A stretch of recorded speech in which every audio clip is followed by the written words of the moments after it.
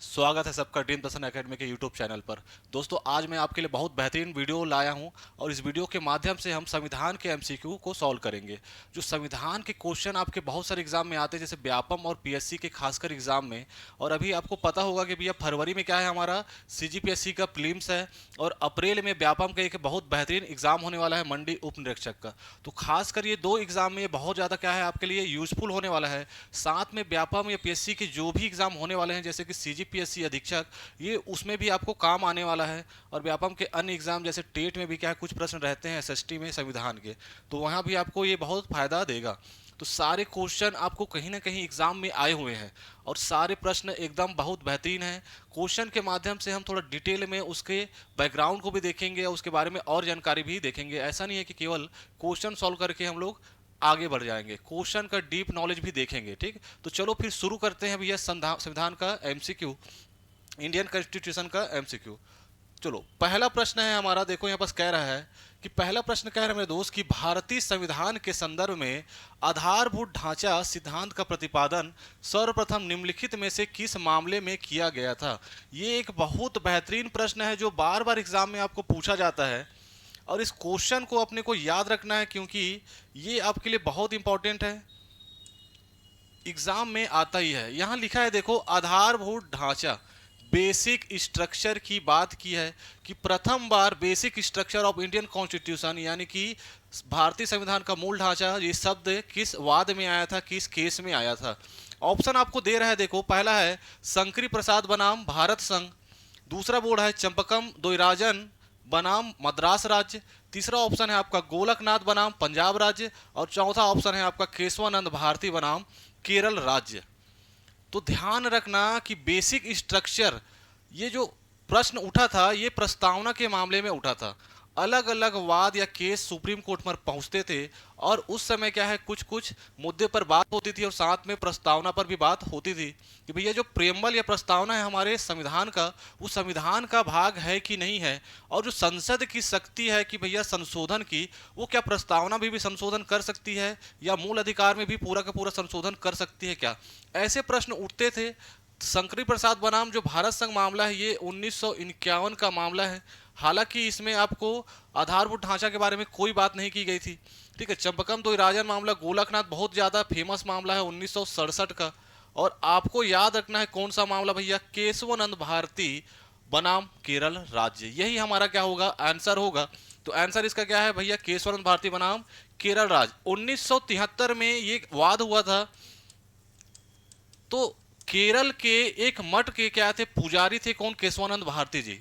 तो क्या बोला मैं, केरल के एक मठ के क्या थे, पुजारी थे केशवानंद भारती जी। और इन्होंने जमीन मामले, जो उस मठ के पास जमीन थे लगभग 500 एकड़ से भी अधिक, उस मामले में पहुंचे थे कहाँ, केरल राज्य। धीरे से वो केस कहाँ पहुंच गया, सुप्रीम कोर्ट। और सुप्रीम कोर्ट ने भैया जब सुनवाई की उसके मामले में, तो सोचा कि भैया चलो थोड़ा और चीजों पर बात कर ली जाए। और बात करते करते कहाँ पहुंच गए, आधारभूत ढांचा, यानी कि संसद किसी भी चीज में संशोधन कर सकती है, यहाँ की मूल अधिकार में भी संशोधन कर सकती है, लेकिन उसकी संशोधन की शक्ति सीमित है, असीमित नहीं है। क्या बोला मैं, सीमित है, असीमित नहीं है। यानी कि जो संविधान निर्माताओं ने जैसा सोचा था वैसा ही संविधान रहेगा। यानी कि हमारे यहाँ लोकतंत्र रहेगा भैया, हमारे यहाँ गणतंत्र रहेगा, हमारे यहाँ समाजवादी रहेगा, पंथ निरपेक्ष रहेगा। ऐसे ऐसे कुछ प्रावधानों को हम चेंज नहीं कर सकते, संसद संशोधन नहीं कर सकती। इसी से संबंधित मामला था, यही क्या हमारा मूल ढांचा है। तो न्यायालय हो गया, संसदीय प्रणाली हो गई, और जितना संघात्मक और साथ में एकात्मक का झुकाव, ये ऐसे प्रावधान है जिसको 368 के तहत भी आप संशोधन नहीं कर सकते। ये किसने बोला था भैया, ये सुप्रीम कोर्ट ने बोला था। किस वाद में, तो केशवानंद भारती बनाम केरल राज्य में। ध्यान रखिएगा, बहुत ज्यादा इंपॉर्टेंट है आपके लिए। ठीक, तो 368 के तहत ही संशोधन हुआ करता है और इसके तहत जो संशोधन की शक्ति है वो सीमित है, ध्यान रखना, असीमित नहीं है। हालांकि सब जगह संशोधन कर सकते हो, लेकिन बेसिक स्ट्रक्चर यानी आधारभूत ढांचा को आप छेड़छाड़ नहीं कर सकते।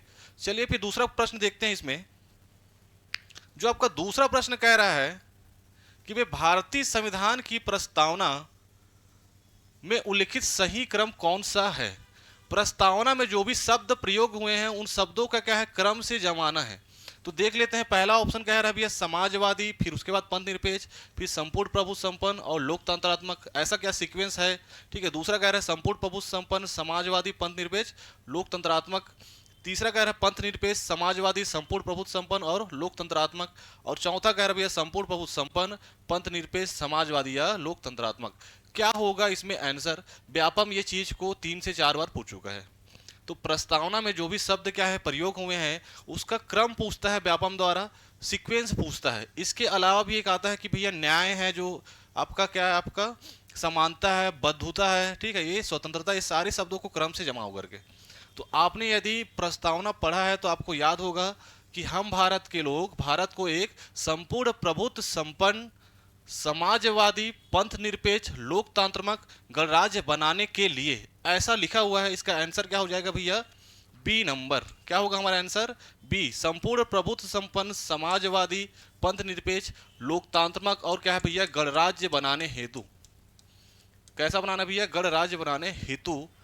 तो ये सीक्वेंस आपको याद होना चाहिए, बार बार एग्जाम में पूछता है। चलो प्रस्तावना के बारे में कुछ चीजें और बता दूं कि प्रस्तावना जो है उद्देशिका जो 13 दिसंबर 1946 को जवाहरलाल नेहरू ने क्या किया था, उद्देशिका प्रस्ताव प्रस्तुत किया था। क्या किया था दोस्त, उद्देशिका प्रस्ताव प्रस्तुत किया था। तो ये जो प्रस्तुत हुआ था उद्देशिका प्रस्ताव, यही बाद में क्या कहलाया, हमारा प्रस्तावना या प्रियम्बल कहलाया। तो ये जो उद्देशिका प्रस्ताव था इसकी भाषा ऑस्ट्रेलिया से ली गई है। 13 दिसंबर 1946 को क्या भैया इसको प्रस्तुत किया गया था, जिसको बाद में 22 जनवरी 1947 को क्या किया लिया भैया, इसको अपन एक्सेप्ट कर लिए, स्वीकृति मिल गई कि हाँ यही हमारा उद्देशिका होगा। और उद्देशिका को लागू कब किया गया था, जब पूरा संविधान लागू हुआ था उस दिन लागू किया गया था, यानी कि आपका 26 जनवरी 1950। तो आपको कुछ चीज़ें याद होगी कि भैया 26 नवंबर 1949 को हमने क्या कर लिया, संविधान को अपना लिया था। 26 नवंबर 1949 को क्या किया हमने, संविधान अपना लिया, लेकिन सारे प्रावधानों को लागू नहीं किया था। ठीक, तो जब संविधान पूर्णतः लागू हुआ 26 जनवरी 1950 को, उसी दिन अपना उद्देशिका या प्रस्तावना भी लागू हुआ। ये सारे जो फैक्ट हैं, ये सारे फैक्ट आपको याद होने चाहिए, एग्जाम में आता है। तो सीक्वेंस याद रखिएगा, संपूर्ण प्रभुत्व संपन्न, समाजवादी, पंथ निरपेक्ष, लोकतांत्रात्मक गणराज्य बनाने। ठीक, चलो आगे देखते हैं नेक्स्ट क्वेश्चन। ये अगला प्रश्न कह रहा है कि राज्य पुनर्गठन अधिनियम 1956, राज्य पुनर्गठन अधिनियम 1956 के अनुसार कितने राज्य और केंद्र शासित प्रदेश बनाए गए थे। ठीक है, ये भी बहुत बेहतरीन प्रश्न है, एग्जाम में आ चुका है। तो आपको थोड़ा सा याद होना चाहिए कि 1953 में एक सुप्रीम कोर्ट के पूर्व न्यायाधीश थे फजल अली, इन्हीं की अध्यक्षता में एक आयोग गठित किया गया, फजल अली आयोग। कौन सा आयोग, फजल अली आयोग। इसका दूसरा नाम क्या था, तो इसका दूसरा नाम था राज्य पुनर्गठन आयोग। कौन सा आयोग था ये भैया, राज्यों का जो पुनर्गठन करना था, राज्य पुनर्गठन आयोग। तो फजल अली आयोग या राज्य पुनर्गठन आयोग का गठन कब किया गया, 1953 में। ऐसा क्यों किया गया, तो संविधान जब लागू हुआ था उस समय सभी राज्यों को 4 कैटेगरी में बांट दिया गया था, A, B, C, D। फिर भाषा के आधार पर राज्यों के गठन का क्या हुआ भैया, मांग उठना शुरू हुआ। और आपको पता होगा भैया 1 अक्टूबर आपका 1953 को प्रथम क्या है राज्य बना भाषा के आधार पर, कौन सा हमारा, आंध्र प्रदेश। क्योंकि आंध्र प्रदेश भाषा के आधार पर गठित प्रथम क्या था, राज्य था, तो बाकी अन्य भी मांग करने लगे। तो सोचा गया भैया चलो पूरे राज्यों का क्या किया जाए, पुनर्गठन किया जाए। तो फजल अली आयोग ने जो अपनी रिपोर्ट दी थी उसने कुछ और कहा था, लेकिन उसी के आधार पर आपने क्या किया भैया, 7वां संविधान संशोधन किया। कौन सा नंबर का, 7वां संविधान संशोधन। और 7वें संविधान संशोधन जो 1956 में हुआ था, 1956 में, इसके जरिए 14 राज्य और 6 केंद्र शासित प्रदेश बनाए गए। कितने राज्य, 14 राज्य और 6 केंद्र शासित प्रदेश बनाए गए 7वां संविधान संशोधन 1956 के तहत। इसका आंसर क्या हो जाएगा, डी नंबर हो जाएगा, 14 राज्य और 6 केंद्र शासित प्रदेश बनाए गए। तो ध्यान रखना, जितना भी चीज बता रहा हूँ साइड में इनको भी क्या है दिमाग में रखते चलना है। 1953 में भैया फजल अली आयोग या राज्य पुनर्गठन आयोग का गठन हुआ। क्यों हुआ? तो भाषा के आधार पर पहला जो राज्य गठित हुआ था आंध्र प्रदेश, तो ऐसे ही मांग और उठने लगी। फिर उनकी रिपोर्ट के आधार पर जो संशोधन किया गया उसके तहत कितने राज्य और केंद्र शासित प्रदेश गठित किए गए? तो 14 राज्य और 6 केंद्र शासित प्रदेश गठित किए गए। ठीक, तो समझ में आ रहा होगा, सारी चीजें हम लोग यहाँ देख रहे हैं और बहुत बेहतरीन तरीके से देख रहे हैं। तो भैया जितना ज़्यादा क्या हो इसको लाइक करना, शेयर करना, और ये इंपॉर्टेंट भी है आपके लिए, एग्जाम में संविधान से प्रश्न आता ही आता है दोस्त। अगर मैं बात करूं सीजीपीएससी प्रीलिम्स की तो लगभग 7 से 8 प्रश्न डायरेक्ट आ जाते हैं, कई बार 9 प्रश्न आए हुए हैं। बाकी व्यापम का ये फेवरेट टॉपिक है संविधान, वो तो पूरा कूट में दे देता है 8-10 ठो कोट। ठीक, चलो आगे देखते हैं भैया, प्रश्न में आते हैं। भारतीय संघ के राज्यों का पुनर्गठन किया जा सकता है अथवा उनकी सीमाएं परिवर्तित की जा सकती है। कैसे की जा सकती है यही पूछ रहा है। ऑप्शन ए है संसद द्वारा, विधान की सामान्य प्रक्रिया में साधारण बहुमत द्वारा, संसद के दोनों सदनों के 2/3 बहुमत द्वारा, संसद के दोनों सदनों के 2/3 बहुमत एवं संबंधित राज्यों के विधान मंडलों की सहमति से, या संबंधित राज्य सरकार की सहमति से संघीय सरकार के कार्यपालिक आदेश द्वारा। मतलब नया राज्य बनाना है या राज्य में कोई भी परिवर्तन करना है तो कौन सा मत आपको यहाँ पर करना पड़ेगा, कौन सी मत या बहुमत आपको आवश्यक है, यही प्रश्न पूछ रहा है। तो आपको पता होगा ये किस अनुच्छेद से है, तो ये अनुच्छेद 3 है। और अनुच्छेद 3 में बोला है कि नए राज्यों का क्या करना है भैया, स्थापना करना है, और क्या करना है, निर्माण और क्या है, परिवर्तन। अनुच्छेद 3 में क्या है, नए राज्यों का निर्माण है और परिवर्तन। परिवर्तन कौन कौन सा? तो उनके सीमाओं में परिवर्तन, उनके नाम में परिवर्तन, उनके क्षेत्र में परिवर्तन। तो अनुच्छेद 3 का ये प्रश्न है। तो ध्यान रखना, जब भी हम लोग कोई नया राज्य बना रहे हैं या राज्यों का नाम परिवर्तित कर रहे हैं तो संसद साधारण बहुमत से इसे कर सकती है। कैसे बहुमत से? साधारण। तो इसका आंसर क्या होगा भैया? ए नंबर, यानी संसद द्वारा विधान की समान प्रक्रिया में साधारण बहुमत से। तो नया राज्य बनाना है हमें, मान लेते हैं जैसे कि आंध्र प्रदेश कट के क्या बना, तेलंगाना बना, वैसे ही एमपी से कट के क्या बना भैया, छत्तीसगढ़ बना। तो ऐसे अगर राज्य का गठन कर रहे हैं तो हमें कोई स्पेशल मेजोरिटी नहीं चाहिए भैया, समान बहुमत से हो सकता है। ठीक, तो ध्यान रखना इस चीज़ को कि भैया साधारण बहुमत चाहिए अनुच्छेद 3 के तहत राज्यों के गठन करने के हेतु। चलो नेक्स्ट प्रश्न देखते हैं। अगला प्रश्न है हमारा, नीचे दिए गए, थोड़ा सा इसे हटा लेते हैं ताकि क्वेश्चन अच्छे से दिख जाए। चलो देखो, प्रश्न कह रहा है कि नीचे दिए गए राज्यों को भारत संघ के संपूर्ण राज्य का दर्जा, संपूर्ण राज्य के दर्जा प्राप्त होने के सही कालानुक्रम में जमाना है। यानी कि राज्यों को जब गठन होते गया किसके बाद, 1956 के बाद, तो 1956 के बाद जो भी राज्य गठित हुए और उनको पूर्ण राज्य का दर्जा जब जब दिया गया उसके अनुसार क्या है आपको सीक्वेंस बनाना है। तो पहले तो याद होना चाहिए भैया कब कौन सा राज्य गठित हुआ। तो पहले मैं बता दिया 1956 में कितने राज्य गठित हुए, 14 राज्य, और यूटी कितने थे, तो 6 यूटीज थे। कितने यूटीज केंद्र शासित प्रदेश, 6 थे। इसके बाद प्रथम बार 1960 में क्या किया गया, राज्य बनाया गया। तो पहले जो सौराष्ट्र हुआ करता था, ठीक है, यानी कि बम्बई हुआ करता था, उस बम्बई से सौराष्ट्र वाला हिस्सा काट के सबसे पहले क्या बनाया गया, गुजरात बनाया गया। तो एक बम्बई हो गई, दूसरी क्या हो गई भैया आपका गुजरात। बम्बई आजकल क्या हो गया है, महाराष्ट्र हो गया है। तो एक छोटा सा कोड याद रख लेना शुरू के लिए, गुना हरी करके। क्या याद रखना है, गुना हरी करके। तो गुना हरी में ध्यान रखना है मेरे को 1960, ठीक है। फिर क्या होगा 63 और 66, 63 और 66, तो 63 और क्या है भैया 66। तो गुना हरी में गु से याद रखना गुजरात, ना से याद रखना नागालैंड, और हरी से याद रखना है हरियाणा। तो 66 में हरियाणा बना, 63 में क्या बना भैया नागालैंड बना है, और 60 में क्या बना है गुजरात बना है। तो सबसे पहले कौन बना है, तो नागालैंड बना है, क्योंकि ऑप्शन में आपको गुजरात नहीं दिया है। तो देखो नागालैंड वाले 2 ही ऑप्शन है, मतलब ये तो नहीं होगा और ये नहीं होगा। नागालैंड के बाद जस्ट मैं बताया 66 में क्या बना भैया हरियाणा बना, और 66 में याद रखिएगा चंडीगढ़ भी बना। 66 में ही चंडीगढ़ को क्या बना दिया भैया यूटी बना दिया गया। तो चंडीगढ़ फिलहाल ऑप्शन में नहीं है। तो नागालैंड के बाद क्या है, हरियाणा। यहाँ अरुणाचल प्रदेश इसलिए क्या हो जाएगा, कट जाएगा। और हरियाणा के बाद क्या बनेगा भैया, सिक्किम। और सिक्किम के भैया क्या है, अरुणाचल प्रदेश बनेगा। ऑप्शन हमारा बी सही हो जाएगा।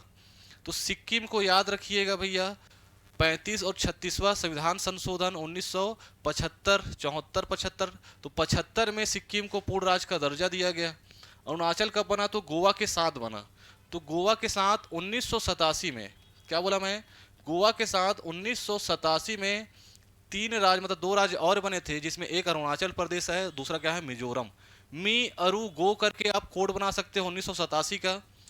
क्या बना सकते हो, मी यानी मिजोरम, अरु यानी अरुणाचल प्रदेश, और गो यानी कि गोवा। तो 1987 में क्या बना भैया, मिजोरम, अरुणाचल और गोवा। सिक्किम कब बना था, तो 1975 में बना भैया। कब बना, 1975 में। हरियाणा का बता दिया कब बना, 1966 में। और नागालैंड कब बना, तो भैया बता दिया मैं 1963 में। तो सारे राज्यों का क्रम आपको याद होना चाहिए, एग्जाम में पूछता है, ठीक। चलिए फिर आगे बढ़ते हैं, अगले क्वेश्चन को देखते हैं क्या बोल रहा है। तो अगला प्रश्न है, भारी भरकम दिख रहा है, कथन और ऑप्शन दिख रहे हैं भैया। ऐसे ही प्रश्न संविधान में पूछे जाते हैं, आपको पता होगा। आप प्रीलिम्स दो या व्यापम के एग्जाम दो, आजकल संविधान से तो ऐसे ही प्रश्न आते हैं। वन लिनियर प्रश्न बहुत कम होते हैं, इसलिए मैं ज़्यादातर ऐसे ही प्रश्न रखा हूँ, ताकि एक साथ बहुत सारे जो फैक्ट है या फंडे हैं, कॉन्सेप्ट आपका क्लियर होते चले, ठीक। तो बोल रहा है कि भारत के संदर्भ में निम्नलिखित कथनों पर विचार कीजिए। विचार करते हैं। पहला कथन कह रहा है कि भारत में केवल एक ही नागरिकता और एक ही अधिवास होता है, मतलब डोमिसाइल एक होगा और एक ही क्या है, सिटीजनशिप होगा। फिर दूसरा कथन कह रहा है, जो व्यक्ति जन्म से नागरिक है केवल वही राष्ट्राध्यक्ष बन सकता है। राष्ट्राध्यक्ष कौन होता है, हमारा राष्ट्रपति। तो राष्ट्र का अध्यक्ष यानी कि राष्ट्रपति की बात कर रहा है। क्या राष्ट्रपति जन्म से भारत का नागरिक होना चाहिए। फिर अगला कथन कह रहा है, जिस विदेशी को एक बार नागरिकता दे दी गई, किसी भी परिस्थिति में उससे वंचित नहीं किया जा सकता। कौन से कथन इसमें से सही होंगे, यही पूछा है आपको। तो चलो देखते हैं। तो आपको पता होगा कि हमारा देश ब्रिटेन से क्या लिया है, सिंगल सिटीजनशिप यानी एकल नागरिकता लिया है। और एकल नागरिकता इसलिए देखना, एक ही जगह से आपका डोमिसाइल भी बनता है।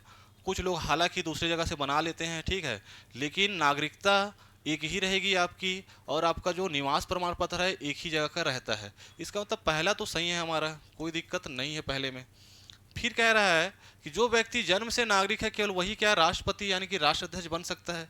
तो संविधान में ऐसा कहीं नहीं लिखा है। संविधान में यदि राष्ट्रपति की योग्यता देखी जाए तो उसमें लिखा है भारत का नागरिक हो। क्या लिखा है, भारत का नागरिक होना चाहिए। अब वो नागरिक बाद में बना हो या जन्म से नागरिक हो, इससे कोई लेना देना नहीं है, ठीक। तो कोई भी जो नागरिकता प्राप्त कर लिया है, चाहे वो विदेशी हो, भारत की नागरिकता प्राप्त करने के बाद राष्ट्रपति के पद पर वो खड़ा हो सकता है, अगर बाकी योग्यताएं रखता है तो। इसका मतलब भैया ये तो गलत हो जाएगा। राष्ट्रपति बनने के लिए जन्म से नागरिकता जरूरी नहीं है, केवल नागरिक होना जरूरी है। फिर लिखा है देखो थर्ड, कि अगर किसी विदेशी को क्या कर दिए, एक बार नागरिकता दे दिए, तो क्या उसे वंचित नहीं किया जा सकता, कर सकते हैं। मान ले हमें पता चला कि भैया उसने गलत तरीके से नागरिकता क्या है, ग्रहण की है, तो पहले ही उसको क्या कर देंगे, वंचित कर देंगे। या तो वो क्या है भैया कि अदर देश की नागरिकता ग्रहण कर लिया, तो फिर क्या कर दिए भैया, भारत की नागरिकता समाप्त कर दी जाएगी। इसका मतलब नागरिकता समाप्त हो सकती है ग्रहण करने के बाद भी। इसका मतलब तीसरा भी गलत है। तो सही कौन सा हुआ हमारा, तो केवल हमारा वन सही है, और सही ही लगाना है। तो क्या हो जाएगा, ए नंबर हमारा आंसर हो जाएगा। ओनली वन या केवल एक क्या हो जाएगा हमारा आंसर।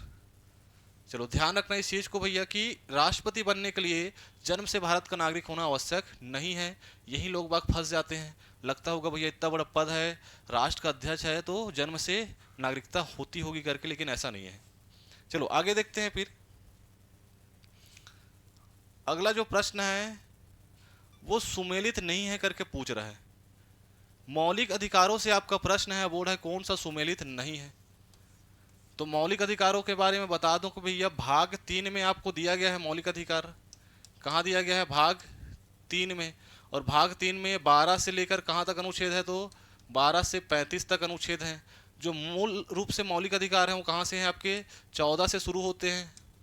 जहां केवल अधिकारों की बात की गई है, बाकी सब क्या है भैया, सब ऑर्डिनेट आपके आर्टिकल है जिसमें कुछ और चीज़ें बताई गई है। और 12 से लगभग लगभग कहाँ तक, आपके 32 तक आपके मूल अधिकार दिए गए हैं। ठीक, तो ध्यान रखना यहाँ अनुच्छेद 14 में कौन सा अधिकार दिया गया है, तो देखते हैं, सुमिलित नहीं है वाला दिखना है। तो अनुच्छेद 14 में लिखा है क्या, कानून के समक्ष समानता। अनुच्छेद 15 में लिखा है क्या, कानून का समान संरक्षण। अनुच्छेद 17 लिखा है यहाँ पास अस्पृश्यता का अंत। और अनुच्छेद 18 लिखा है उपाधियों का अंत। तो थोड़ा बहुत याद आ रहा होगा, यदि आर्टिकल आपको याद है तो कई बार आर्टिकल पूछ देता है, इसलिए आर्टिकल भी आपको याद होना चाहिए। तो अनुच्छेद 14 में विधि के समझ क्या लिखा है भैया, समता की बात की है। इक्वालिटी बिफोर क्या है, लॉ की बात की है। तो 14 में क्या है, कानून के समझ समानता की बात की है, ये एकदम सही है। साथ में ध्यान रखना, कानून का समान संरक्षण, दो शब्द लिखे हैं, विधि के समझ समानता और विधि का समान संरक्षण, ये दोनों 14 में ही लिखा है। 15 में क्या है, भेदभाव नहीं है। 5 आधारों पर आप भेदभाव नहीं कर सकते करके आपने पढ़ा होगा, ठीक है, कि भैया जन्म से, लिंग से, जाति से, मूल वंश से, ये सारे आधार के कारण आप भेदभाव नहीं कर सकते। तो 15वां जो दिया है यही क्या है हमारा गलत हो गया। बाकी 17 में दिया है अस्पृश्यता, तो एकदम सही है। 18 में उपाधियों का अंत है कि शिक्षा और सेना के अलावा राज्य कोई उपाधि नहीं देगा, तो ये भी आपका सही है। तो हमारा आंसर क्या हो गया भैया, बी नंबर गलत था, और गलत ही हमें सिलेक्ट करना था। तो 15 में क्या है, तो ध्यान रखना भैया, भेदभाव का निषेध किया गया है। ठीक, किसका निषेध, भेदभाव का निषेध। चलो अगला क्वेश्चन देखते हैं फिर। चलो यहाँ आपको सही जोड़ी मिलाना है, और ये जो आर्टिकल है बहुत ज़्यादा इंपॉर्टेंट है, यहाँ से बार बार प्रश्न आपको पूछा जाता है। क्या है भैया, देखो बोर्ड है कि बंदी प्रत्यक्षीकरण आदेश, परमादेश, उत्प्रेषण और अधिकार परीक्षा। तो ये आर्टिकल कौन सा है, तो ये अनुच्छेद 32 की बात कर रहा है। कौन सा आर्टिकल, अनुच्छेद 32 की बात कर रहा है। और अनुच्छेद 32 में सुप्रीम कोर्ट को रीट जारी करने का अधिकार है। अनुच्छेद 32 में क्या भैया, कि सुप्रीम कोर्ट है जो हमारा, उसे रीट जारी करने का अधिकार है। और 5 तरीके के रीट, अगर मौलिक अधिकारों का हनन हो रहा है तो सुप्रीम कोर्ट जारी करता है। उसी में से कुछ रीट यहाँ दिए गए हैं। तो पहला रीट है बंदी प्रत्यक्षीकरण। तो बंदी प्रत्यक्षीकरण के बारे में याद रखना कि जब भी कोई अवैध किडनैपिंग हो गई या किसी को अवैध रूप से क्या है, बंधक बना लिया गया है, तो उसके खिलाफ कौन सा रीट जारी होता है, तो भैया बंदी प्रत्यक्षीकरण आदेश जारी होता है। इसमें बोला जाता है भैया सशरीर उपस्थित किया जाए। तो अवैध बंधन के विरुद्ध कौन सा रीट जारी होगा, तो बंदी प्रत्यक्षीकरण। देखते हैं कहां पर मैच हो रहा है, वरिष्ठ न्यायालय द्वारा निम्न न्यायालय नहीं भैया, व्यक्तिगत रूप में उपस्थित करना, यही है टू प्रोड्यूस इन पर्सन, व्यक्ति को लाओ सामने, यही बोला जाता है। इसका मतलब फर्स्ट का क्या हो जाएगा हमारा, फोर्थ हो जाएगा। ऑप्शन यहाँ दिया है फर्स्ट का, देखो फर्स्ट का आपको फोर्थ का किस में दिया है, तो सी नंबर में ही दिया है, यहीं से हमारा आंसर पता चल गया है। लेकिन हमको थोड़ा सा डिटेल पढ़ना है, ठीक। तो सी नंबर हमारा आंसर हो जा रहा है, लेकिन आगे का देख लेते हैं। परमादेश, परमादेश जो मैंडामस रीट है क्यों जारी किया जाता है, तो ध्यान रखना भैया कि जब भी कोई अधिकारी अपना काम नहीं कर रहा है तो उसे काम कराने के लिए क्या है, परमादेश आपका रीट जारी किया जाता है। तो सुप्रीम कोर्ट बोलता है कि भैया हम आदेश देते हैं, वी कमांड, कि भैया आप अपना क्या करो, कार्य करो, आपका जो जिम्मेदारी है उसे निभाओ। तो ये कौन सा हो जाएगा, ये किसी संज्ञा के अधीन शक्ति का प्रयोग हो जाएगा, exercise power under the authority, के भैया आप क्या करो, कार्य करो करके। तो फोर्थ का सॉरी क्या दिया है, अधिकारी की कार्यवाही पर रोक, ठीक है। आदेश दे रहा है भैया कार्य करो, तो उसकी जो कार्यवाही है उस पर क्या हो जाएगा, रोक। तो कौन सा हो जाएगा हमारा, थर्ड नंबर। उत्प्रेषण रीट याद करना, ये कैसा है, एक न्यायिक रीट है। कैसा रीट है, ये एक न्यायिक रीट, न्यायालय के खिलाफ जारी होता है। और आपका जो जजमेंट है उसको, सुनवाई को खत्म करने के लिए या जजमेंट देने के लिए क्या है, ये लाया जाता है। तो ध्यान रखना भैया, आपका उत्प्रेषण का क्या हो जाएगा, आपका वरिष्ठ न्यायालय द्वारा निम्न न्यायालय को रिकॉर्ड मंगाया जाता है कि भैया जो भी इसके दस्तावेज है हमको तुरंत भेजा जाए करके। फिर लास्ट रीट लिखा है अधिकार परीक्षा। तो यहाँ अगर कोई व्यक्ति अवैध रूप से किसी पद पर आसीन है, क्या बोला मैंने, कोई व्यक्ति यदि अवैध रूप से पद पर आसीन है, देखे होंगे आजकल फर्जी आईपीएस आईएएस घूम रहे हैं, तो कुछ भी गलत डॉक्यूमेंट का यूज करके या गलत तरीके से किसी पद पर आसीन है तो उसके खिलाफ जारी होता है कौन सा आपका अधिकार परीक्षा, कि किस अधिकार से आप उस पद पर कार्य कर रहे हो। तो इसका कौन सा हो जाएगा, किसी संज्ञा की शक्ति का प्रयोग या उसकी जांच के लिए। ठीक, तो ये हो जाएगा आपका सेकेंड। तो सी नंबर है हमारा आंसर। एक और रीट है जो पांचवा रीट है, जिसे कहा जाता है क्या, आपका प्रतिषेध। पांचवा रीट कौन सा है हमारा, प्रतिषेध। तो प्रतिषेध जो है ध्यान रखना, ये भी न्यायिक रीट है। कैसी रीट है, न्यायिक रीट है। इसमें क्या किया जाएगा, तो जो न्यायालय में जो भी प्रक्रिया चल रही है, अगर प्रक्रिया लोक महत्व का है और बहुत ज़्यादा इंपॉर्टेंट मुद्दा है, तो न्यायालय ये बोलेगा भैया कि कार्यवाही को रोक दो, ये कार्यवाही फिलहाल हम लोग करेंगे। तो ये प्रतिषेध रीट और उत्प्रेषण दोनों कैसे हैं, तो याद रखना भैया न्यायिक रीट है, एग्जाम में आ चुका है। तो इसका आंसर सी था। चलो आगे बढ़ते हैं फिर नेक्स्ट क्वेश्चन की ओर। अगला प्रश्न दिया है आपको कि किस अनुच्छेद में व्यवस्था है कि कोई भी कानून मौलिक अधिकारों का उल्लंघन कर पारित किया गया है तो उसे अमान्य माना जाएगा। अमान्य माना जाएगा, किस अनुच्छेद में ऐसा लिखा है कि भैया मान ले कोई कानून बनाया गया और वो कानून मौलिक अधिकारों का ही हनन कर रहा है, उसके विरुद्ध जा रहा है, तो क्या कर दिया जाएगा, उसे उस कानून को अमान्य कर दिया जाएगा। आर्टिकल 12 में है, 14 में है, 13 में है या 18 में है। तो आर्टिकल 12 में ध्यान रखना राज्य की परिभाषा है। क्या है, राज्य की परिभाषा, कि मौलिक अधिकार यानी भाग 3 में जहां जहां राज्य लिखा है उस राज्य का अर्थ क्या है। तो आपको पता होगा कि केंद्र सरकार और संसद, राज्य सरकार और विधानमंडल और सारे स्थानीय प्राधिकारी और स्थानीय स्वशासन, ये सारे किस में आते हैं, राज्य की परिभाषा में आते हैं। इसका मतलब ये सारे मौलिक अधिकारों से हनन करने वाली विधि नहीं बना सकते, ऐसा इसका उद्देश्य भी है। 14 में अभी जस्ट देखे हम लोग कि 14 में क्या है, विधि के समझ समानता और विधियों का समान संरक्षण की बात की गई है, तो 14 तो हमारा आंसर नहीं होगा। 13 में क्या दिया है, तो 13 में लिखा है कि मौलिक अधिकारों से असंगत या उनका अल्पीकरण करने वाली विधियां। यही है हमारा आंसर, कि ऐसे कानून जो मौलिक अधिकारों को क्या कर रहे हैं, कम कर रहे हैं या उससे मैच नहीं खाते हैं, तो ऐसे कानूनों को क्या कर दिया जाए भैया, अमान्य कर दिया जाए, शून्य कर दिया जाए, या उस मात्रा तक क्या है सीमित कर दिया जाए या शून्य किया जाए जिस मात्रा तक वो मौलिक अधिकारों का हनन कर रहे हैं। तो आंसर क्या हो जाएगा हमारा, अनुच्छेद 13। 18 में जस्ट अभी बताया क्या दिया है, उपाधियों का अंत। 18 में क्या है, उपाधियों का अंत, यानी कि राज्य सेना और शिक्षा के अलावा और कोई भी उपाधि प्रदान नहीं करेगी। तो जो आप कोई पद्म विभूषण है और अपने नाम के आगे क्या लगा लिया, पद्म विभूषण फलाना ऐसा करके, तो नहीं लगा सकते भैया। ठीक, कौन सा लगा सकते हो, या तो शिक्षा का हो या तो सेना का। तो शिक्षा में जैसे डॉक्टर शब्द कोई भी लगा लेता है, पीएचडी किया डॉक्टर शब्द अपने नाम के आगे जोड़ लिया, वैसे ही सेना वाले कर्नल मेजर ये सब लगाते हैं। तो ये सब क्या है भैया, ये लागू होगा, ये मान्य है, लेकिन इसके अलावा अन्य मान्य नहीं है, केवल शिक्षा और सेना की उपाधि ही मान्य है। चलो नेक्स्ट क्वेश्चन देखते हैं। इसमें यहां आपको बोला कि सुमेलित नहीं है, कौन सा आपका सुमेलित नहीं है, ये आपके भाग 4 नीति निर्देशक सिद्धांत से संबंधित ये है आपके प्रश्न है, और बोल रहा है कि भैया कौन सा सुमेलित नहीं है। नहीं वाला जो गलत दिया है उसी को क्या करना है, अपने को सिलेक्ट करना है। तो अनुच्छेद 39A में समान न्याय एवं निःशुल्क विधिक सहायता की बात की गई है क्या। अनुच्छेद 40 में ग्राम न्यायालय या ग्राम पंचायत का संगठन की बात की गई है क्या, या अनुच्छेद 44 में समान नागरिक संहिता की बात की गई है, और अनुच्छेद 48 में न्यायपालिका का कार्यपालिका से पृथककरण, ऐसा कौन सा अमैच है। तो ध्यान रखना भैया कि जो आपका आर्टिकल 48 है इसमें न्यायपालिका का कार्यपालिका से पृथककरण नहीं दिया है। यहाँ क्या दिया है, तो यहाँ आपके पर्यावरण या पशुपालन से संबंधित है ये, तो ये आपका क्या होगा, गलत हो जाएगा। बाकी 44 में यूनिफॉर्म सिविल कोड की बात की गई है, ये बहुत इंपॉर्टेंट है, एग्जाम में डायरेक्ट पूछता है कि समान नागरिक संहिता किस अनुच्छेद में दिया गया है। तो आपको याद रखना है कौन सा अनुच्छेद, अनुच्छेद 44 में दिया है।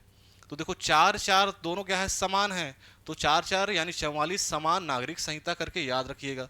40 में याद रखना है भैया ग्राम पंचायत, और इसी आर्टिकल के तहत ही हम लोग बाद में क्या लाए भैया, नगरीय निकाय और पंचायती राज लाए हैं। और निःशुल्क एवं विधिक सहायता ये 39A में दिया है, बहुत इंपॉर्टेंट है, याद रखिएगा।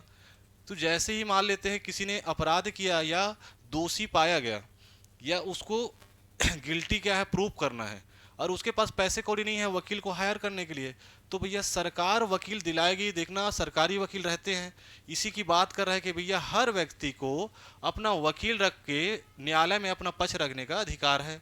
और अगर वकील रख नहीं पा रहा है तो क्या होगा भैया, उसको न्याय यानी निःशुल्क क्या है विधिक सहायता दी जाएगी। तो समान न्याय एवं निःशुल्क विधिक सहायता आर्टिकल याद रखिएगा 39A। तो भाग 4 का ये प्रश्न था। चलो नेक्स्ट क्वेश्चन देखते हैं। लिखा है अगला प्रश्न कि भैया निम्नलिखित में से कौन सा एक मौलिक कर्तव्य नहीं है, फंडामेंटल ड्यूटीज नहीं है। समान रूप में जो भी संविधान पढ़ता है तो मौलिक कर्तव्य को ऐसे छोड़ देता है कि भैया यहाँ से तो प्रश्न बहुत कम बनते हैं, नहीं आएगा। और 11 मौलिक अधिकार को कौन याद कर पाएगा, लेकिन यहाँ से भी प्रश्न बन जाते हैं। ये एमपी का प्रश्न है, ठीक है। तो मौलिक अधिकार के साथ मौलिक कर्तव्य भी आपको याद होने चाहिए। पहला कह रहा है देखो, राष्ट्रगान का सम्मान करना आपका मौलिक कर्तव्य है कि नहीं है। दूसरा, प्राकृतिक वातावरण की रक्षा एवं संवर्धन करना आपका मौलिक कर्तव्य है कि नहीं है। सार्वजनिक संपत्ति की सुरक्षा करना आपका मौलिक कर्तव्य है कि नहीं। और अंतिम ऑप्शन है, राष्ट्रीय महत्व के स्मारकों और स्थानों की रक्षा करना आपका मौलिक कर्तव्य है कि नहीं है। तो आपको याद होगा तो बन जाएगा, नहीं याद होगा तो दिक्कत होगा। लेकिन ध्यान रखना भैया कि राष्ट्रगान, संविधान, ये सब का सम्मान करना हमारा मौलिक कर्तव्य है।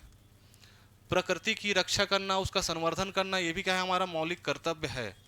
साथ में जो सार्वजनिक संपत्ति रहती है उसको क्या है, आप जला दिए, ठीक है। देखना जैसे विद्रोह होता है या कोई भी संगठन क्या कर रही है, हड़ताल कर रही है और कुछ कर नहीं पाती तो क्या करती है, सार्वजनिक संपत्ति को जला देती है। इसीलिए इस चीज़ को जोड़ा गया था, ठीक है।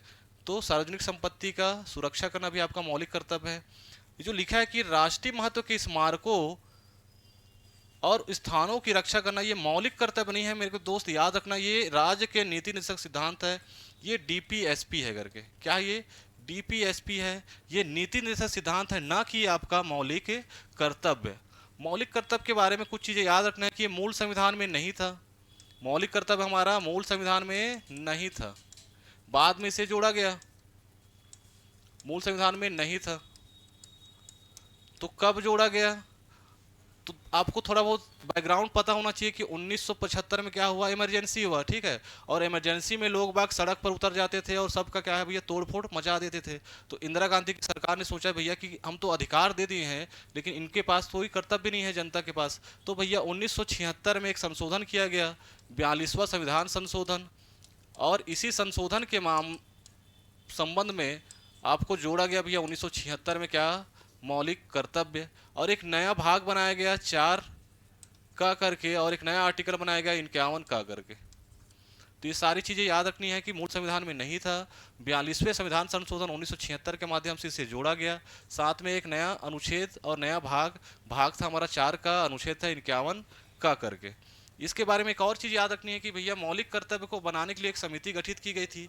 मौलिक कर्तव्य को बनाने के लिए क्या है, एक समिति गठित की गई थी। उस समिति का नाम था सरदार स्वर्ण सिंह समिति, सरदार स्वर्ण सिंह समिति। तो सरदार स्वर्ण सिंह समिति ने मौलिक कर्तव्य का ढांचा तैयार किया और इन्होंने 10 मौलिक कर्तव्य बताए। कितने, 10। लेकिन वर्तमान में हमारे कितने मौलिक कर्तव्य हैं, तो याद रखना मेरे दोस्त, वर्तमान में हमारे 11 मौलिक कर्तव्य हैं। कितने मौलिक कर्तव्य, 11। ये जो 11वां मौलिक कर्तव्य है इसे बाद में जोड़ा गया था, जो 11वें नंबर का है उसके बाद में जोड़ा गया था। और ये बोला गया था भैया कि जो अभिभावक हैं या जो भी परिजन है या जो माता पिता हैं वो कम से कम अपने जो बच्चे हैं उसको क्या है भैया, स्कूल भेजें। कौन से आयु के, तो 6 से 14 वर्ष के बच्चों को स्कूल भेजना या शिक्षा उपलब्ध कराना अभिभावक और माता पिता की जिम्मेदारी होगी। कब जोड़ा गया, इसको याद रखना भैया, 86th अमेंडमेंट था ये। 86 नंबर का संविधान संशोधन कब हुआ था, तो 2002 में। यहाँ से बहुत ज़्यादा प्रश्न आते हैं।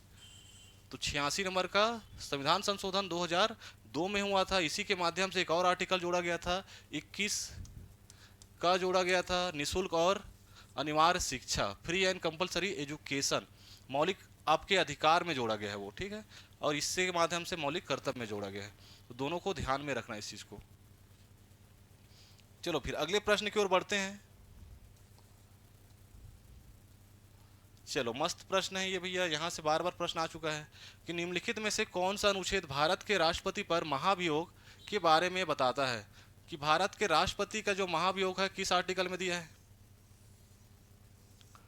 तो मैं आपको यहाँ क्वेश्चन के साथ देखो डिटेल भी पूरा बता रहा हूँ, तो भैया एकदम अच्छे से पढ़ना है। अभी प्रीलिम्स का एग्ज़ाम आएगा, उसको भी अच्छे से देना है, और व्यापम के जो भी एग्ज़ाम आने वाले हैं वो सब में काम आने वाला है। तो अच्छे ध्यान से पढ़ना, क्योंकि केवल क्वेश्चन ही है, इसमें पूरा डिटेलिंग हो रही है। तो डिटेलिंग को थोड़ा और अच्छे से ध्यान देना, और कोई छोटा सा नोट्स बना लेना जहाँ आपको ये सारी चीज़ें याद रहे। ठीक, तो चलो देखते हैं भैया कि राष्ट्रपति का महाभियोग किस आर्टिकल में दिया है। तो किस आर्टिकल में दिया है, 63, 62, 61, 60 किस में दिया है। तो याद रखना भैया 61 में दिया है। किस में दिया है, 61। तो 61 जो अनुच्छेद है, 61 जो आर्टिकल है, वो राष्ट्रपति के महाभियोग से संबंधित है। किससे संबंधित है, राष्ट्रपति के महाभियोग। तो 61 में लिखा है कि भैया अगर राष्ट्रपति संविधान का अतिक्रमण कर रहा है, क्या कर रहा है, संविधान का अतिक्रमण कर रहा है, तो उसे हटाया जा सकता है, उसे निकाला जा सकता है। तो महाभियोग क्या है, अगर कोई पूछता है तो याद रखना राष्ट्रपति को पद से निकालने की एक प्रक्रिया है। क्या है, राष्ट्रपति को पद से निकालना यानी पदच्युत करने की एक प्रक्रिया है। और एक कैसी प्रक्रिया है, तो एक अर्ध न्यायिक प्रक्रिया है, सीजीपीएससी प्रीलिम्स में आया है। कैसी प्रक्रिया है, अर्ध न्यायिक प्रक्रिया यानी क्वासी जुडिशियल प्रोसेस है। कैसी प्रक्रिया है भैया, अर्ध न्यायिक प्रक्रिया यानी कि क्वासी जुडिशियल प्रोसेस है। ये क्वासी जुडिशियल प्रोसेस। और ऐसा क्यों बोला जा रहा है अर्ध न्यायिक, तो जो प्रक्रिया चलती है वो लगभग लगभग न्यायालय के समान चलती है। हालांकि संसद में प्रक्रिया चल रही है, न्यायालय तो है नहीं, इसलिए क्या हो गया, अर्ध न्यायिक हो गया। तो एकदम न्यायालय में जैसे प्रोसेस होता है कि भैया आरोप लगेंगे, आरोप फिर क्या होगा, जांच होगा, अपना पक्ष रखेंगे, उसके बाद क्या होगा, सजा होगा। तो इस सारी चीज़ इसमें होते हैं। हालांकि इसमें सजा नहीं दिया जा रहा है, पद से हटा दिया जाता है। अगर गंभीर मुद्दा है तो उस मुद्दे पर फिर बाद में न्यायालय में चर्चा हो सकती है, कोई दिक्कत नहीं है।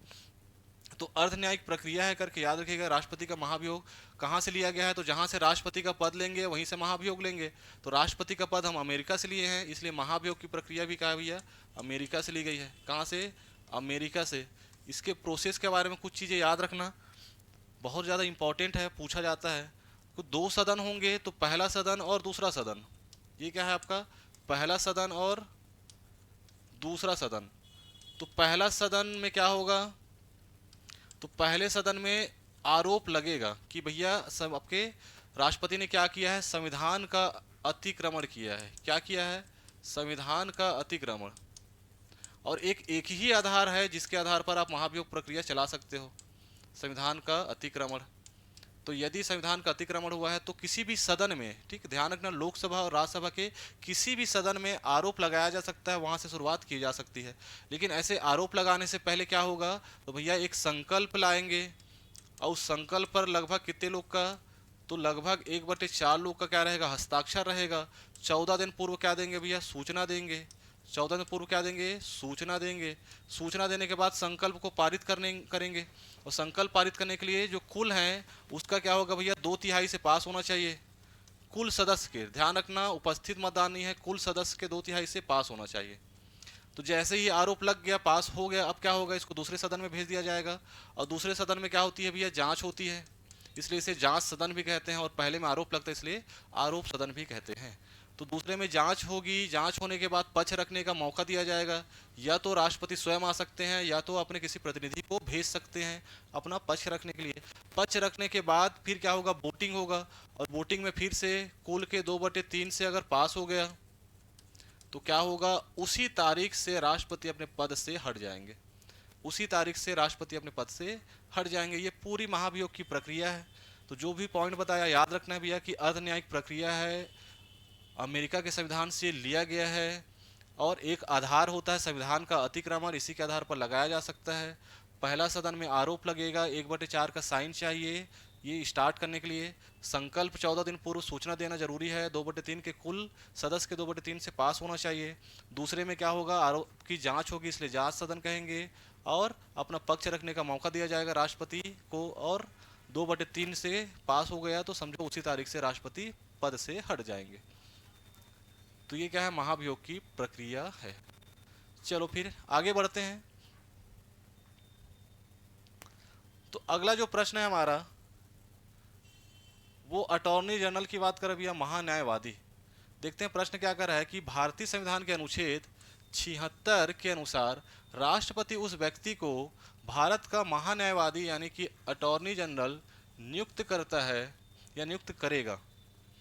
मतलब योग्यता से संबंधित आपको बोला है कि महान्यायवादी की योग्यता क्या होनी चाहिए। ऑप्शन ए कह रहा है जो उच्च न्यायालय का न्यायाधीश नियुक्त होने के योग्य हो। ऑप्शन बी कह रहा है जो कम से कम 7 वर्षों तक सर्वोच्च न्यायालय का अधिवक्ता रहा हो। ऑप्शन सी कह रहा है जो उच्चतम न्यायालय का न्यायाधीश नियुक्त होने के योग्य हो। और ऑप्शन डी कह रहा है जो कम से कम 7 वर्षों तक उच्च न्यायालय का अधिवक्ता रहा हो। तो क्या योग्यता होनी चाहिए महान्यायवादी यानी कि अटॉर्नी जनरल की? तो सबसे पहले इस क्वेश्चन में एक बहुत अच्छा चीज़ दिया है, अनुच्छेद बता दिया है आपको। तो अनुच्छेद याद रखना भैया कि अटॉर्नी जनरल यानी कि महान्यायवादी की नियुक्ति किस आर्टिकल के तहत होती है? आर्टिकल 76 76 के तहत। कौन कर रहा है ये भी क्वेश्चन में ही बता दिया है, राष्ट्रपति द्वारा की जाती है। तो नियुक्ति अटॉर्नी जनरल की कौन कर रहा है? राष्ट्रपति। किस अनुच्छेद के तहत? 76 के तहत। और ध्यान रखना उसे नियुक्त किया जाता है जिसकी योग्यता सुप्रीम कोर्ट के न्यायाधीश बनने योग्य हो। क्या बोला मैंने? सुप्रीम कोर्ट के न्यायाधीश बनने योग्य व्यक्ति को महान्यायवादी या अटॉर्नी जनरल के लिए क्या किया जाता है? नियुक्त किया जाता है राष्ट्रपति द्वारा अनुच्छेद 76 के तहत। तो कौन सा ऑप्शन हमारा ठीक होगा? उच्चतम न्यायालय का न्यायाधीश नियुक्त होने के योग्य हो। और कुछ खास इसमें योग्यता नहीं दी गई है। महान्यायवादी के बारे में एक पॉइंट याद रखना कि ये सरकार का वकील है। कौन से सरकार का? केंद्र सरकार का। तो केंद्र सरकार के पक्ष जहाँ जहाँ जिस न्यायालय में रखने हैं तो कौन जाएगा? तो भैया महान्यायवादी जाएगा। तो सरकार का वकील कौन है? हमारा अटॉर्नी जनरल। चलो नेक्स्ट क्वेश्चन की ओर बढ़ते हैं अपन। तो अगला प्रश्न देखते हैं भैया क्या कह रहा है। ये आपके दो कथन दिए गए हैं और कौन सा कथन सही है ये बताना है अपने को।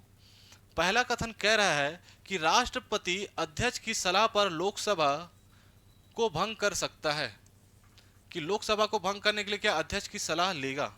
दूसरा कथन दो, अनुच्छेद 312 के अंतर्गत प्रदत्त विशेष शक्ति का आधार पर राज्यसभा मानवाधिकार आयोग के सदस्यों की नियुक्ति करता है। कौन सा कथन सही है यही हमें बताना है भैया। देखो तो लोकसभा यदि भंग करनी है तो राष्ट्रपति अध्यक्ष से नहीं पूछता कि लोकसभा अध्यक्ष बोला भैया भंग कर दो, तो नहीं करेगा भाई। कब तक नहीं करेगा? जब तक प्रधानमंत्री या प्रधानमंत्री की पूरी मंत्रिपरिषद ने ऐसा उसे नहीं कहा है। तो लोकसभा भंग करेगा राष्ट्रपति, लेकिन प्रधानमंत्री या मंत्रिपरिषद की सलाह पर करेगा, लोकसभा अध्यक्ष की सलाह पर नहीं करता। इसका मतलब कथन क्या हो गया हमारा? गलत हो गया। फिर दूसरा जो कथन है वो बोल रहा है कि अनुच्छेद 312 के तहत क्या राज्यसभा के पास शक्ति है कि मानवाधिकार आयोग के सदस्यों की नियुक्ति करेगा। तो ये सरासर गलत है। अनुच्छेद 312 ये राज्यसभा की क्या स्पेशल शक्ति है जिसके तहत राज्यसभा क्या कर सकती है भैया? जिसके तहत राज्यसभा कोई भारतीय लेवल का क्या है सिविल सेवा का गठन कर सकती है। भारतीय सेवा का गठन कर सकती है। जैसे आईएएस होता है पूरे इंडिया लेवल का, जैसे आईपीएस होता है, जैसे आईएफएस होता है इंडियन फॉरेन सर्विस, और क्या होता है भैया? Indian forest service. ये इस टाइप का अगर सेवा का गठन करना है तो 312 के तहत अधिकार किसको है? राज्यसभा को है। ध्यान रखना, ठीक है। तो राज्यसभा 312 के तहत किसका गठन कर रही है भैया? भारतीय सेवा का गठन कर रही है, ऑल इंडिया सर्विसेज की बात कर रही है। मानवाधिकार आयोग के बारे में बात की जाए तो भैया ये एक कार्यपालिका द्वारा गठित क्या है? आयोग है। ये लगभग 1993 12 अक्टूबर 1993 को क्या है इसका गठन किया गया था। और इसके जो सदस्यों की नियुक्ति है वो प्रधानमंत्री करता है। कौन करेगा? प्रधानमंत्री करता है करके याद रखना, राष्ट्रपति नहीं करता है। तो मानवाधिकार आयोग का गठन 12 अक्टूबर 1993 और सदस्यों की नियुक्ति प्रधानमंत्री करता है, न कि राष्ट्रपति, न कि राज्यसभा। इस चीज़ को ध्यान रखना कि 312 में क्या दिया है? भारतीय सेवा गठन करने का राज्यसभा का विशेष अधिकार है। एक और राज्यसभा का विशेष अधिकार है आर्टिकल आपके 249 में, आर्टिकल 249 में कि अगर राज्यसभा चाहे तो ऐसा प्रस्ताव पारित कर सकती है जिससे संसद राज्य सूची के विषय पर कानून बना सकती है। तो संसद यदि राज्य सूची के विषय पर कानून बना रही है, ये राज्यसभा की विशेष शक्ति है, तो 249 के तहत होगा। और ऑल इंडिया सर्विसेज का गठन करना है राज्यसभा को तो 312 के तहत करेगा। ठीक, तो सारी चीज़ों को याद रखना भैया। दोनों गलत हो जाएंगे, तो दोनों गलत है तो कौन सा हमारा ऑप्शन आ जाएगा? दोनों गलत है, बी नंबर। कौन सा गलत हो गया? दोनों गलत है। चलो फिर आगे बढ़ते हैं इसमें।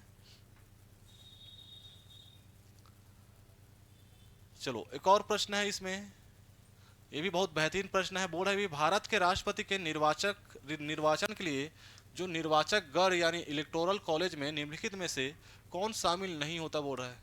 कौन शामिल है ये नहीं बोल रहा है, कौन शामिल नहीं होता, ऐसा करके प्रश्न है कि राष्ट्रपति का निर्वाचक मंडल या निर्वाचक गण इलेक्टोरल कॉलेज में कौन शामिल होगा, कौन शामिल नहीं होगा। कथन है राज्यसभा के सभी निर्वाचित सदस्य, राज्यों की विधानसभाओं के सभी निर्वाचित सदस्य, राज्यों की विधान परिषद के सभी सदस्य। ऑप्शन फिर कोड दे दिया आपको। तो ध्यान रखना भैया, राष्ट्रपति का निर्वाचक मंडल आपको 54 के तहत दिया गया है। किसके तहत? 54 के तहत।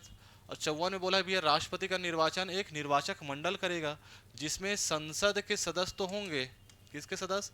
संसद, और संसद में लोकसभा भी आता है और राज्यसभा भी आता है। लेकिन कौन से सदस्य होंगे? केवल निर्वाचित वाले होंगे, मनोनयन वाले नहीं होंगे। कैसे सदस्य? केवल निर्वाचित सदस्य। तो कैसे सदस्य? केवल निर्वाचित। वैसे ही विधानसभा के क्या होंगे भैया? सदस्य होंगे। सभा लिखा है, ध्यान रखना यहाँ, ठीक है। लेकिन कैसे सदस्य? केवल निर्वाचित सदस्य। कैसे सदस्य? केवल निर्वाचित। और दिल्ली और पुदुचेरी, दिल्ली और पुदुचेरी जो है हमारा, इस विधानसभा के भी क्या होंगे भैया? केवल निर्वाचित सदस्य। इसे 17वें संविधान संशोधन से जोड़ा गया था। तो केवल निर्वाचित ही आएंगे, ध्यान रखना। तो संसद के दोनों सदनों के केवल निर्वाचित सदस्य, विधानसभा के केवल निर्वाचित सदस्य और दिल्ली पुदुचेरी के केवल निर्वाचित सदस्य ही राष्ट्रपति के इलेक्शन में वोट दे सकते हैं। यानी विधान परिषद नहीं देगा। विधान परिषद के कोई भी सदस्य वोटिंग नहीं करते हैं, निर्वाचक गण के सदस्य नहीं होते हैं। तो गलत ही पूछा था, कौन सा शामिल नहीं है? तो 3 वाला शामिल नहीं है। तो केवल 3 हमारा आंसर हो जाएगा, सी नंबर। केवल 3, यानी 3 शामिल नहीं है, बाकी ऊपर के दोनों शामिल रहते हैं। चूंकि यहाँ संसद ना लिख के राज्यसभा लिखा है तो ये भी सही हो गया भैया। विधानसभा तो निर्वाचित रहेंगे ही, निर्वाचित लिखा है। तो इस चीज़ को ध्यान रखिएगा जो मैं बताया हूँ, राष्ट्रपति का निर्वाचक गण या इलेक्टोरल कॉलेज। चलो आगे देखते हैं भैया नेक्स्ट प्रश्न। निम्नलिखित का सही कालक्रम बताना है। अब ये व्यापम आजकल ऐसी प्रश्न पूछ रहा है कि कुछ प्रश्न बहुत इजी होते हैं, लेकिन वो क्रम में पूछ रहा है या तो कोट में पूछ रहा है, और लोग बाग ये चीज़ ध्यान नहीं दे पा रहे हैं कि भैया जहाँ जहाँ क्रम बन सकता है या जहाँ कोट बन सकता है, ऐसे प्रश्नों को क्रम से याद कर लो। ठीक, ऐसे डाटा को क्या कर लो? क्रम से याद कर लो। अब बोला भैया राष्ट्रपति के नाम दिए हैं और क्रम से जमाना है, तो थोड़ा बहुत अगर कोड वोड बना है तो कोड से भी याद कर सकते हो। एक कोड होगा, आपको याद होगा कि भैया राजू की राधा, राजू की राधा जाकर गिरी, जाकर गिरी, कहाँ गिरी भैया? फखरुद्दीन अली की जेल में करके। ये जो कोड है, इस कोड से आपका काफ़ी चीज़ क्लियर हो जाता है कि राजू की राधा, राजू मतलब राजेंद्र प्रसाद सबसे पहले आएंगे, मतलब फर्स्ट क्या हो जाएगा हमारा? 1।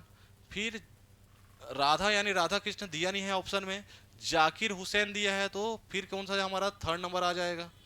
फिर क्या है भैया? जाकर गिरी तो बीबी गिरी आ जाएंगे 2nd नंबर पर, और फखरुद्दीन अली की जेल में तो फखरुद्दीन आ जाएंगे यानी कि 4th नंबर। तो 1 3 2 4 हमारा आंसर हो जाएगा। 1 3 2 4। तो डी नंबर में दिया है हमारा आंसर 1 3 2 4। तो जो भी राष्ट्रपति हैं, जो भी प्रधानमंत्री हुए, जितने भी उप प्रधानमंत्री हुए, जो उपराष्ट्रपति हुए हैं, सबके क्रम आपको याद होने चाहिए। वैसे ही छत्तीसगढ़ में मुख्यमंत्री के क्रम, ठीक है, विधानसभा अध्यक्ष के क्रम, ये सारे आपको याद होने चाहिए।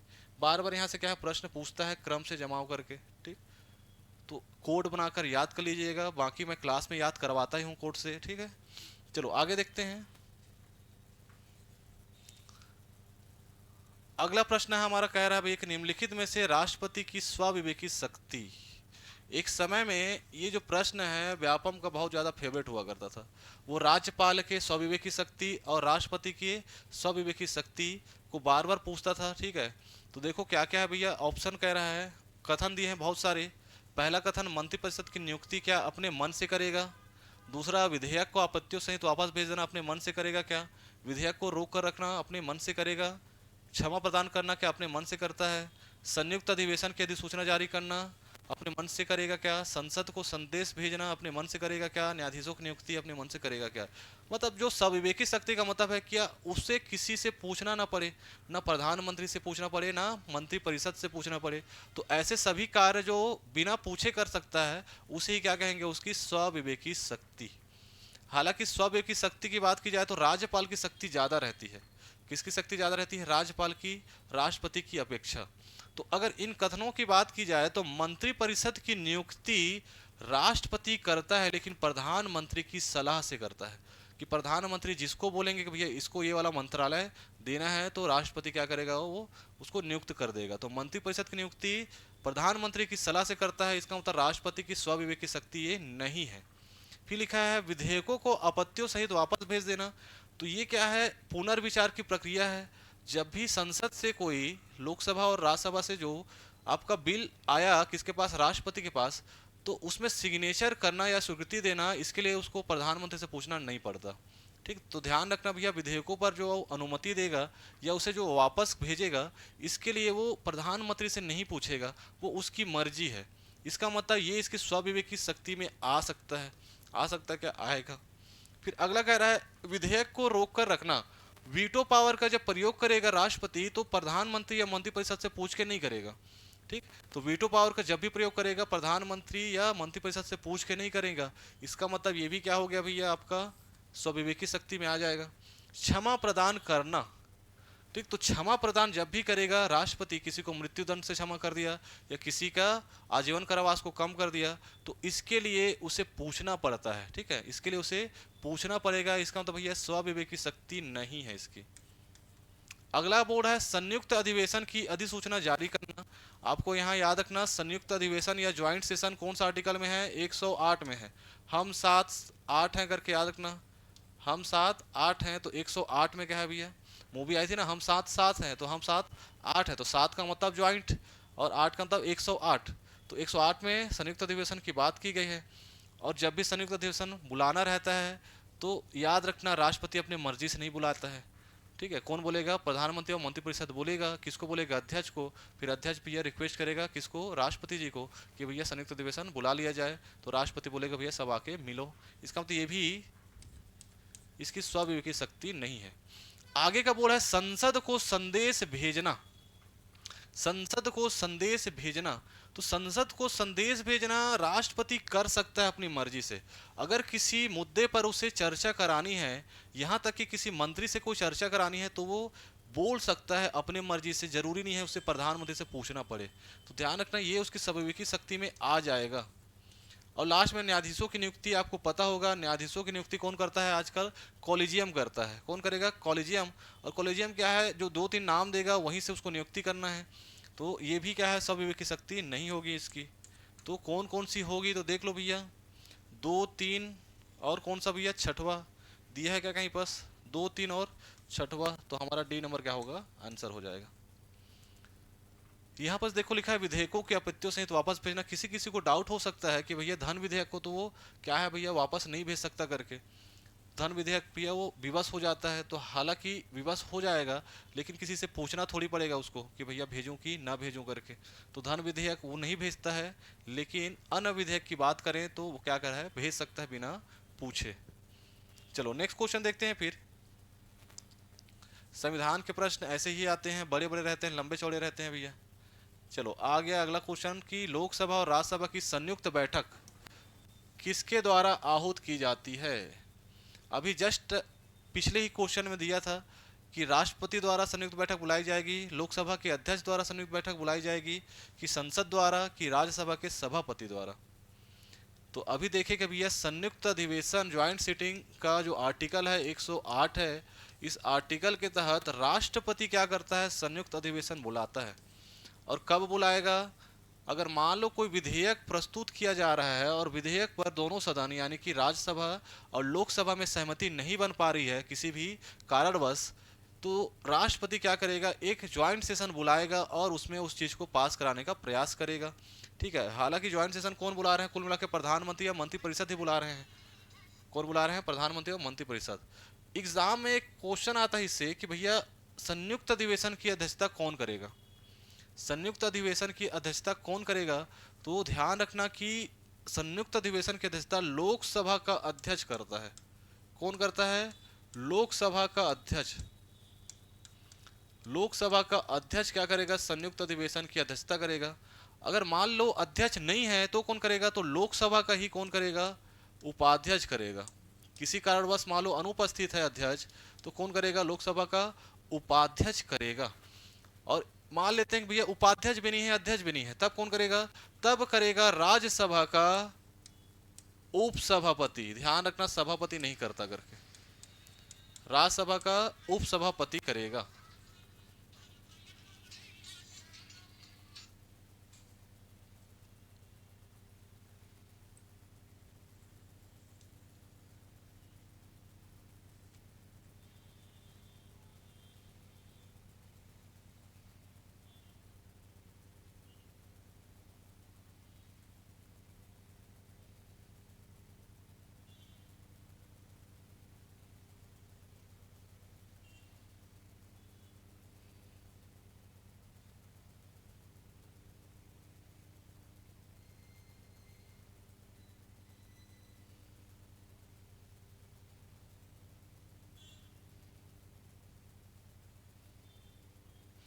चलो आगे नेक्स्ट क्वेश्चन देखते हैं। इसमें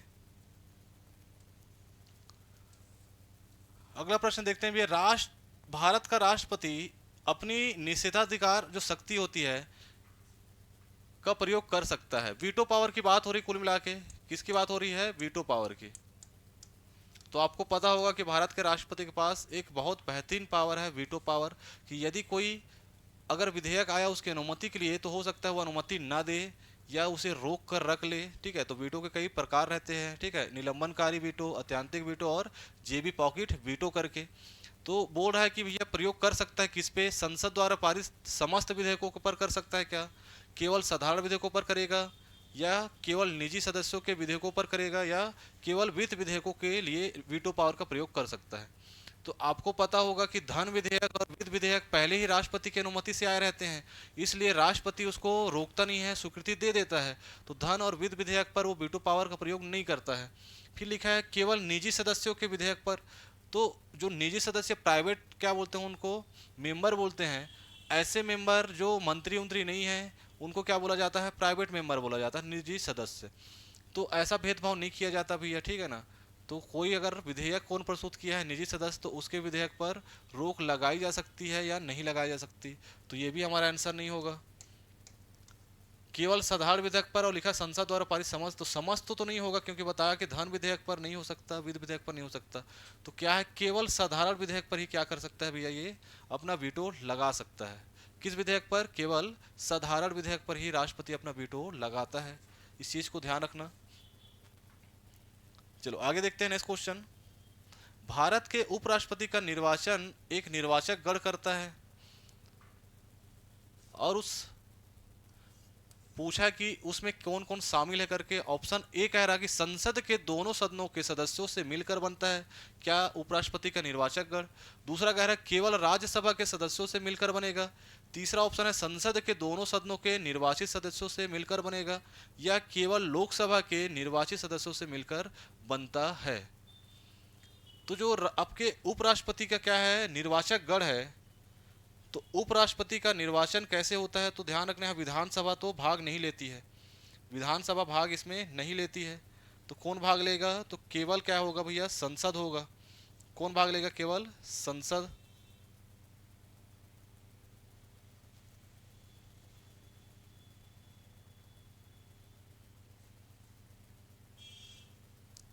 और संसद के याद रखना है दोनों सदनों के सदस्यों से मिलकर बनने वाली निर्वाचक गण। यहाँ केवल निर्वाचित या मनोनीत ऐसा कोई कॉन्सेप्ट नहीं लिखा है। तो संसद यानी लोकसभा और राज्यसभा दोनों के सदस्यों से मिलकर बना निर्वाचक गण किसकी चयन करेगा? तो याद रखिएगा उपराष्ट्रपति के निर्वाचन में भाग लेता है। ये पॉइंट ध्यान में रखना। आर्टिकल 66 के तहत होता है ये सारी चीजें। किसके तहत? तो 66 के तहत। चलो नेक्स्ट क्वेश्चन देखते हैं। इसमें चलो अगला प्रश्न कह रहा है कि यदि संसद के दोनों सदनों में से किसी सदन का सदस्य सदन की अनुमति के बिना सभी बैठकों में एक निश्चित अवधि से अधिक के लिए अनुपस्थित है, तो सदन उसकी सीट को रिक्त घोषित कर सकता है। यह अवधि कितने दिनों की होगी? तो आपने ये चीज़ को सुना होगा, बहुत सारे जो मेंबर हैं जैसे कि सचिन तेंदुलकर जैसे, रेखा जी, ये सारे जो सेलिब्रिटी होते हैं, इनको नियुक्त तो कर दिया जाता है, मनोनयन कर दिया जाता है, कहाँ? राज्यसभा में खासकर। ठीक है, तो राज्यसभा में क्या कर दिया? मनोनयन। लेकिन वो जाते नहीं हैं, जो भी अपना सत्र होता है संसद का। तो कितने दिन अगर लगातार नहीं गए तो क्या हो जाएगा? उनको निकाल दिया जाएगा, यही पूछ रहा है। तो याद रखना ये डेट कितने हैं? 60 दिन। तो अगर 60 डेज लगातार अनुपस्थित हैं तो फिर क्या होगा? उनको निकाल दिया जा सकता है। ये 60 दिनों में जो संसद का क्या सत्र अवसान रहता है, ठीक है, और छुट्टी या अवकाश रहता है, ये शामिल नहीं है करके याद रखना। जब जब सत्र लगा है और जितनी बैठकें होंगी उन्हीं बैठकों को गिना जाएगा 60 दिन में, और एक्स्ट्रा जो अवकाश उकाश है उसको नहीं गिना जाता। तो 60 दिन तक का कोई अनुपस्थित है तो उसे निकाला जा सकता है बिना सूचना के। याद रखना, सूचना देकर अनुपस्थित रहा जा सकता है।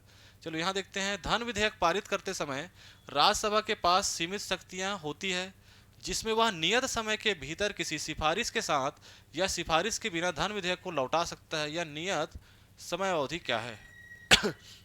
धन विधेयक एक बहुत ही इंपॉर्टेंट विधेयक है और यहाँ से बार बार प्रश्न पूछता है। ध्यान रखना, धन विधेयक का जो बात की गई है, इसकी प्रक्रिया तो पहले दी गई है 7 में। धन विधेयक की प्रक्रिया कहाँ दी है? 7 में, लेकिन ये दिया गया है किसमें? 110 में।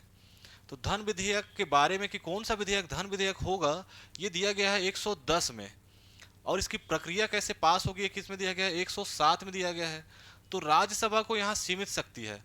धन विधेयक केवल लोकसभा में ही आपको प्रस्तुत किया जाएगा, और राज्यसभा के पास कोई ऑप्शन नहीं रहता। 14 दिन तक बस वो रोक सकता है ज़्यादा ज़्यादा, फिर अनुमति दे या ना दे क्या माना जाएगा? उसे पारित माना जाएगा। तो राज्यसभा धन विधेयक को केवल 14 दिन ही क्या है? रोक सकती है, उससे अधिक दिन नहीं रोक सकती। आर्टिकल याद रखने के साथ याद रखना कि धन विधेयक कोई विधेयक है कि नहीं है, इसको प्रमाणित कौन करता है? तो प्रमाणित करने का जो अधिकार है कि धन विधेयक है कि नहीं है, ये किसके पास है? तो लोकसभा अध्यक्ष के पास है। तो लोकसभा अध्यक्ष ही बताएगा कि कोई विधेयक धन विधेयक है या नहीं है। तो पूछा जाता है कि धन विधेयक पर प्रमाणन किसकी आवश्यकता है? तो लोकसभा अध्यक्ष की। धन विधेयक आर्टिकल 110, धन विधेयक को राष्ट्रपति आपके उसके लिए विचार के लिए नहीं भेज सकता करके ध्यान रखना। 14 दिन तक कौन रख सकता है? तो राज्यसभा। अगला प्रश्न बोल रहा है कि भैया निम्नलिखित में से किस विषय पर राज्यसभा को लोकसभा से अधिक शक्ति प्राप्त है? कि ऐसा कौन सा शक्ति है जो राज्यसभा के पास ज्यादा है, लोकसभा के पास वो शक्ति कम है? तो समान विधेयक पर जो आपका लोकसभा और राज्यसभा है, दोनों के पास समान शक्ति है। लेकिन वित्त विधेयक, धन विधेयक, इसमें याद रखना कि आपका लोकसभा के पास ज़्यादा शक्ति है। ठीक, तो समान विधेयक पर दोनों का समान रहेगा, और आपके धन और वित्त पर लोकसभा की शक्ति अधिक रहेगी। ऑप्शन दिया देखो कि किसी राज्य की सीमा में परिवर्तन कर सकती है, तो राज्यसभा का ज़्यादा शक्ति रहेगा क्या? नहीं। अखिल भारतीय सेवा का सृजन करने के लिए राज्यसभा की शक्ति अधिक रहेगी क्या? किसी राज्य में विधान परिषद का सृजन, और किसी राज्य में राष्ट्रपति शासन का अनुमोदन। अभी जस्ट बता रहा था राज्यसभा के विशेष शक्तियों के बारे में, तो इसको अलग से याद रखना भैया। तो विशेष शक्ति जो है इसकी, एक होता है 249 आर्टिकल, अनुच्छेद कौन सा है? 249। इसके तहत राज्य सूची पर जो विषय बनाना है यानी कानून बनाना है, इसका जो अनुमोदन है केवल राज्यसभा ही कर सकता है। फिर बताया एक अनुच्छेद कौन सा होता है? 312। तो अखिल भारतीय सेवा, ऑल इंडिया सर्विसेज, इसका गठन करने के लिए जो भी विधेयक आएगा कहाँ आएगा? सबसे पहले ये राज्यसभा में ही आएगा। कहाँ आएगा? राज्यसभा में ही आएगा। तो ये दोनों राज्यसभा की क्या है? विशेष शक्ति है। एक और विशेष शक्ति ये मान सकते हैं कि जो उपराष्ट्रपति को निकालने का जो संकल्प लाया जाता है, वो कहाँ लाया जाता है? केवल राज्यसभा में। किसको? उपराष्ट्रपति को निकालने का संकल्प केवल राज्यसभा में लाया जा सकता है। तो ये राज्यसभा की कुछ विशेष शक्तियाँ हैं। हमारा आंसर कौन सा हो जाएगा? बी, यानी नई अखिल भारतीय सेवा सृजन करने का जो प्रस्ताव आएगा कहाँ आएगा? वो राज्यसभा में ही लाया जा सकता है। ठीक, तो बहुत बेहतरीन प्रश्न है ये, एग्जाम में बहुत बार आ चुका है, तो ध्यान में रखना। चलो नेक्स्ट क्वेश्चन देखते हैं इसमें।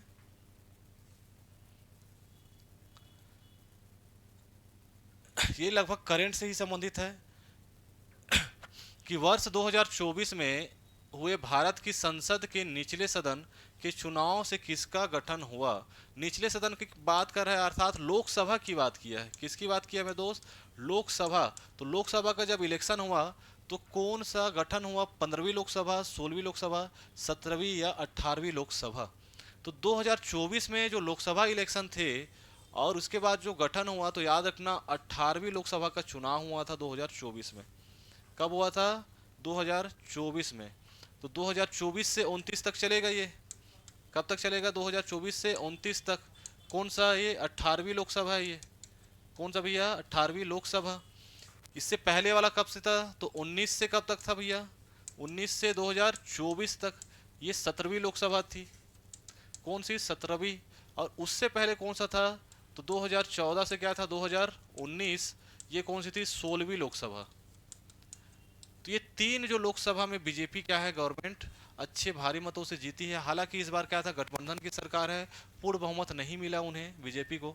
लेकिन 14 से लेकर 19 यानी 16वीं लोकसभा, 17वीं लोकसभा और वर्तमान में क्या चल रही है, 18वीं लोकसभा, इसमें बीजेपी गवर्नमेंट की सरकार है। ठीक, तो याद रखिएगा भैया, वर्तमान में 18वीं लोकसभा चल रही है करके।